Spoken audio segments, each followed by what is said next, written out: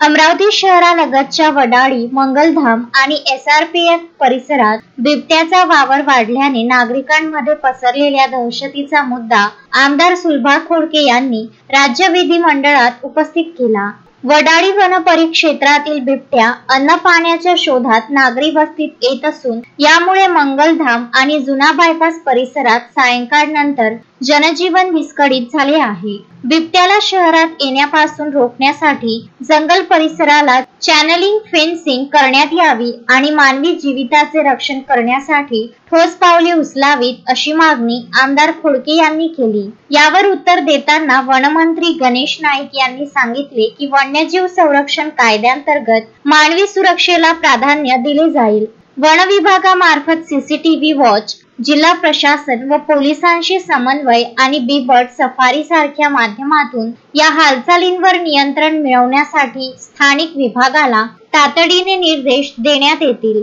अध्यक्ष महोदय, वनमंत्री महोदयांना माझी विनंती आहे की दरवेळेस दर अधिवेशनामध्ये मी वाटते की आमच्या अमरावती शहरामध्ये शहराला लागून पोहरा जंगल आहे आणि पोहरा जंगलाला लागून असणारा जो एरिया आहे की त्या ठिकाणी आजही आहे संध्याकाळी 6 नंतर त्या एरियामध्ये आपण जातो। मंगलधाम एरिया असेल, 500 क्वार्टर असेल, वडाईचा एरिया असेल, हा आमच्या अमरावतीमध्ये पोहरा जंगलाला लागून मोठा हा भाग आहे आणि वस्ती इतकी वाढलेली आहे की त्या ठिकाणी संध्याकाळी 6 नंतर लोक घराला दाराला कुलप लावून आतमध्ये राहतात। त्या एरियामध्ये जाण्याचं धाडस करत नाही, ॲटो जात नाही, रिक्षा जात नाही, काहीच नाही। त्या लोकांची खूप मोठी समस्या आहे। मी वारंवार प्रश्न विचारते की अमरावती शहरामध्ये हा बिबट्या घुसत आहे। विद्यापीठाचा एरिया, त्या विद्यापीठाच्या एरियामध्ये ते घराच्या लोकांमध्ये आले, त्याच्या कॅमेऱ्यामध्ये सुद्धा फुटेज आलेले आहे। कुत्रे घेऊन जातं, डुकरं राहिलेले नाही आहे आणि माणसांच्या सुद्धा जीवाला भीती आहे। त्यामुळे या माध्यमातून याची व्यवस्था, बिबट्याची व्यवस्था करण्यासाठी आपण काही उपाययोजना करणार का की जेणेकरून अमरावती शहरामध्ये बिबटे येणार नाही याची आपण वन विभागाला तशा सूचना करणार किंवा त्यांना पकडण्याची काही व्यवस्था करणार आहे का?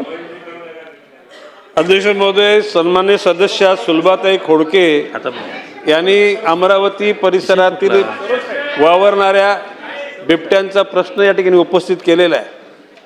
वन खातच नाही तर त्या ठिकाणी ग्रामविकास खात्याचे ग्रामसेवक, तलाठी, तिथले लोकल पोलीस, विविध प्रकारचे ग्रामपंचायत सदस्य, पंचायत समिती, जिल्हा परिषद, आमदार, खासदार या सगळ्यांचा त्याच्या ठिकाणी सहभाग घेऊन या बिबट्यांना नियंत्रित करण्याचा आणि लोकांचा जीव सुरक्षित ठेवण्याचा वन खात्याचा विचार आहे।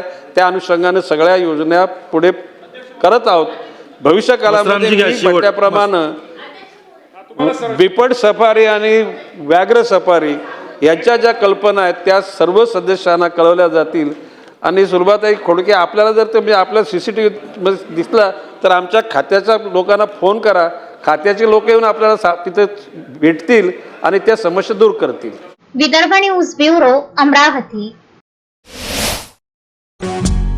श्रद्धा फैमिली शॉपिंग में जाएंगे हम सभी, साड़ियों की नई डिजाइन देखो यहीं से लाएंगे।